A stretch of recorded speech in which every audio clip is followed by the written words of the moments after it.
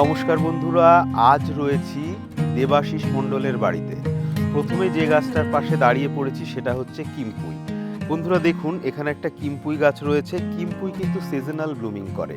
এটা বেসিক্যালি শীতের শেষের দিকেই ব্লুমিং করে, বেশ বড় ফুল। এবং সিজনাল ব্লুম করলে কি হবে, এই গাছের বিশেষত্ব হচ্ছে যখন ব্লুমিং করবে তো এক ট্রিমেন্ডাস ব্লুমিং হবে।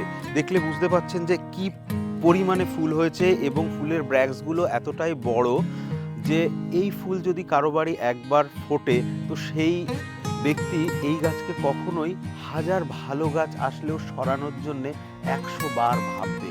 তিনি চাইবেন যে বছরে একবার ফুল ফুটলেও যেন সেই গাছটা তার কাছে থাকে। এখন হয় কি, আমাদের কাছে যেহেতু প্রচুর ভ্যারাইটি অ্যাভেলেবেল, আমরা ম্যাক্সিমাম বাগানিরা চাই যে গাছ বারবার ফুল দেয় সেই গাছগুলোই রাখতে। কিন্তু সিজনাল ফুলের গাছ কিন্তু একটা আলাদা রকম মাধুর্য প্রদান করে সেই পার্টিকুলার সিজনে। বিশেষত এই গাছের কেয়ার এবং পরিচর্যার কিছুই লাগে না বললেই চলে। এদের খাবারও খুব কম লাগে, রোগ প্রতিরোধ ক্ষমতা মারাত্মক, সহজে কোনো ইনফেকশন হয় না, কিন্তু বছরে ফুল হওয়ার সময় কিন্তু ফুল দিতে ভোলে না।